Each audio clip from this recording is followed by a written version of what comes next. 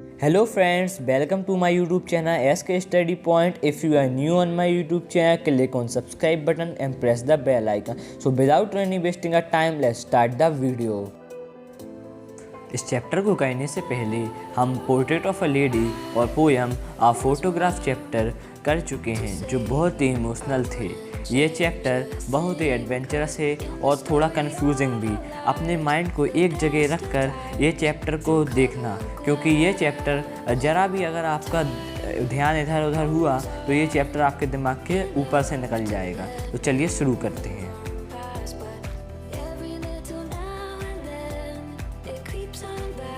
मैं एक 37 साल का बिजनेसमैन और मेरी एक खूबसूरत वाइफ मैरी और मेरा 6 साल का बेटा जोनाथन और 7 साल की बेटी सुजी, जिसे हम प्यार से सुजी बुलाते हैं। मेरा और मेरी पत्नी का एक ही सपना था कि हम बहुत लंबे समुद्र यात्रा पर जाएं, और इसकी शुरुआत हमने सन 1976 जुलाई के महीने में कर दी थी। इस यात्रा को लगभग 200 साल पहले कैप्टन जेम्स कुक ने भी निभाया था और उस समय की ये यात्रा सबसे लंबी यात्रा थी। हमने अपने सपने को पूरा करने के लिए पिछले 16 सालों में ब्रिटेन की नदियों में है और अपने सर्फिंग स्टाइल को बढ़ाया है, और हमने इस यात्रा के लिए 25 मीटर लंबी और 3000 किलो की बोट बनवाई है, जिसे हमने वेब वॉल का नाम दिया है। इस यात्रा को हमने 2 पार्ट में डिवाइड किया है। पहले हम अफ्रीका से केप टाउन जाएंगे, जिसकी दूरी लगभग 1,05,000 किलोमीटर है, और इसके आगे की दूरी हम केप टाउन के बाद से तय करेंगे। और पहले पार्ट की यात्रा करने में हमें कोई परेशानी नहीं हुई और हमने 1,05,000 किलोमीटर का सफ़र 3 साल में पूरा कर लिया। और हमें पता था कि आगे का रास्ता बहुत ही ख़तरनाक है। हमें साउथर्न इंडियन ओशियन को टैकल करना है, और इस खतरनाक यात्रा के रखे हैं अमेरिकन लेयरी विगर और ऑस्ट्रिंगर सेलर, जो हमारी जर्नी में साथ देंगे। और केप टाउन से निकलते ही पिछले कई हफ्तों तक हमें तूफ़ान का सामना करना पड़ा। हमें तेज़ चल रही हवाओं से डर नहीं लग रहा था, हमें तो सिर्फ डर लग रहा था तो उतनी ऊंची ऊंची लहरें जो हमारे शिप से भी ऊंची थी, और लगभग वो 15 मीटर लंबी लहरें उठ रही थी। 25 दिसंबर क्रिसमस डे के दिन हमें आशा कर रहे थे कि मौसम ज़रूर बदलेगा, और ऐसा ही हुआ। मौसम बदला भी, पर पहले से भी ख़राब हो गया। इस तूफ़ान की वजह से हमारी सिर्फ 16 किलोमीटर पर घंटे की स्पीड से चल रही थी। शाम होते होते तूफ़ान बिल्कुल शांत हो गया। हम ये समझ गए थे कि ये तूफ़ान के आने से पहले की शांति है। हमने सारा सामान रस्सियों से बांध लिया था और हमने लोगों को सुरक्षा के इक्विपमेंट दे दिए थे, जैसे लाइफ जैकेट और कई सारी चीज़ें। अचानक से शाम के 6 बजे पूरी तरीके से हवाएं रुक गईं और एक सामने से बहुत बड़ा काला बादल हमारे पास आने लगा। जब वो नज़दीक आया तो तब पता चला कि वो बादल नहीं बल्कि एक बहुत बड़ी लहर है, और वो लहर हमारे शिप पे आकर टकरा गई। और जब मैं शिप के बाहर डायरेक्शन व्हील संभाल रहा था और वो लहर मुझसे टकरा कर घली, तो मैं डायरेक्शन व्हील से टकरा गया और लहर मुझे समुद्र के अंदर गहराइयों में ले जाने लगी। और मुझे ऐसा लग रहा था कि मुझे जितनी भी चोट आई हैं वो पूरी तरीके से ठीक होने लगी हैं, और मुझे ऐसा लग रहा था कि मैं मरने वाला हूँ। और मेरी लाइफ जैकेट टाइट हो गई और मैं गार्ड ग्रिल की सहारे शिप के ऊपर चढ़ा और फिर स्टीयरिंग व्हील को संभाला। और सामने से मेरी पत्नी बाहर आई और कहने लगी, डेक टूट गया है, हम डूब रहे हैं। और मैंने अपनी पत्नी मैरी को डायरेक्शन व्हील संभालने को कहा और मैं दौड़कर डेक की तरफ भागा और रास्ते में अपने बच्चों के कमरे में गया और पूछा, किसी को कुछ लगी तो नहीं? और मेरी बेटी सुजीन ने कहा, मेरे सिर पर चोट लगी है, बहुत दर्द हो रहा है। मैंने अपनी बेटी सुजीन की आंखों के ऊपर बम्प देखा और मैंने कहा, मेरे पास तुम्हारे बम्प हेड के बारे में सोचने का टाइम नहीं है, मुझे तुम्हारी जान बचाना है। और मैंने तुरंत हैमर और स्क्रू और कैनन को लगाने लगा जो पानी में तैर रहे थे। आखिर मैंने डेक को वाटर प्रूफ बनाया, पर पानी अभी भी अंदर आ रहा था, पर उतना नहीं जितना जब आ रहा था।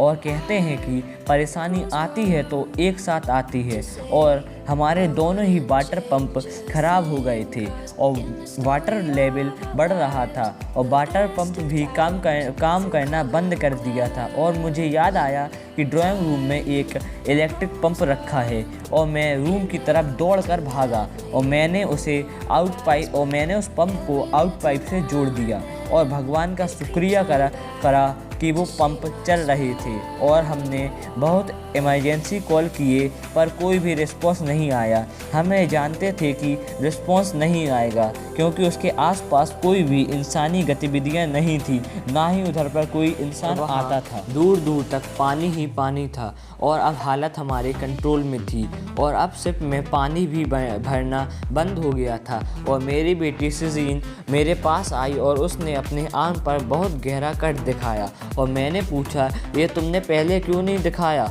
और उसने कहा, मैं उस समय आपको परेशान नहीं करना चाहती थी जब आप सभी लोगों की जान बचा रहे थे। और मैंने दोनों क्रूमैन को 2-2 की शिफ्ट पर रेस्ट लेने को कह दिया।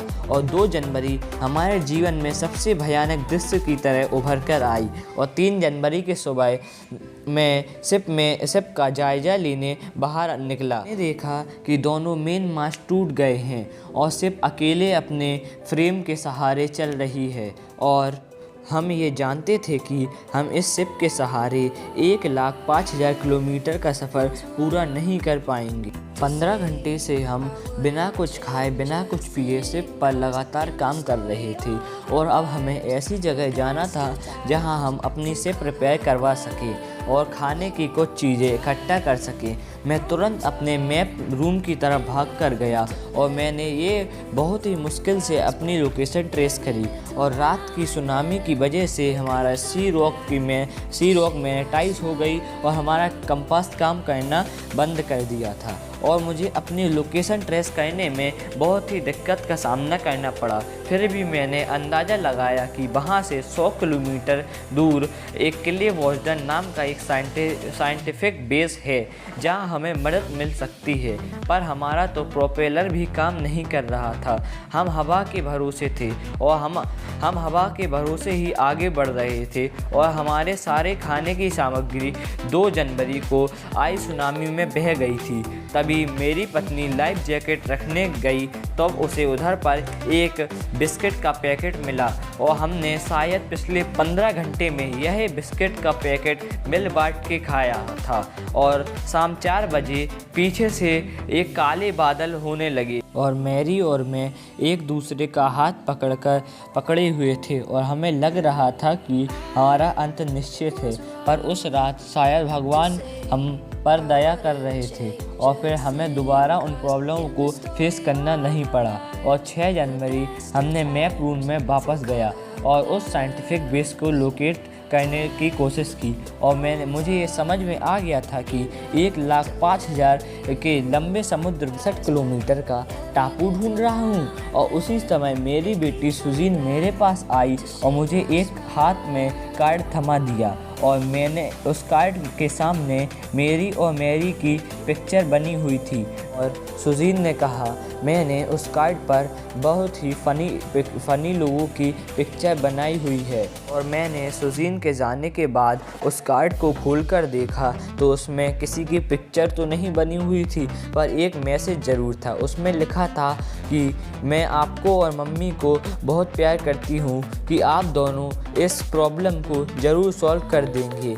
मैंने यह ठान लिया था कि मैं सबको बचा कर ही रहूँगा। और मैंने एक बार फिर 2 बार अपनी कैलकुलेशन पर ध्यान दिया और मैरी को रात के 2 बजे शिप को 180 डिग्री पर घुमाने को कहा और अगर हम लकी हुए तो शाम 5 बजे तक उस टापू तक पहुंच जाएंगे। लेकिन टायरनेस के चक्कर में मुझे नींद आ गई और मैं सो गया और जब मैं आँख खुली तो 6 बज चुके थे और मुझे लगा कि मैंने टापू को मिस कर दिया है। और मेरा बेटा जोनाथन और मेरी बेटी सुजीन से कह रहा था कि देखो सामने एक टापू है, शायद ये वही टापू है जिसकी पापा बात कर रहे हैं। मेरी बेटी सुजीन ने कहा, पापा मैं आपको गले से लगा सकती हूँ। और मेरे बेटे ने कहा, आप इस दुनिया के सबसे बेस्ट कैप्टन और बेस्ट पापा हो। लोगों ने वो रात सिप पर ही बिताई और अगले दिन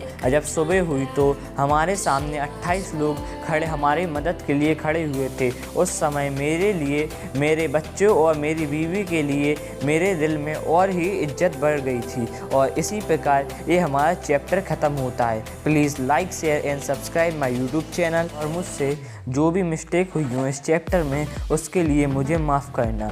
and thanks for watching the video.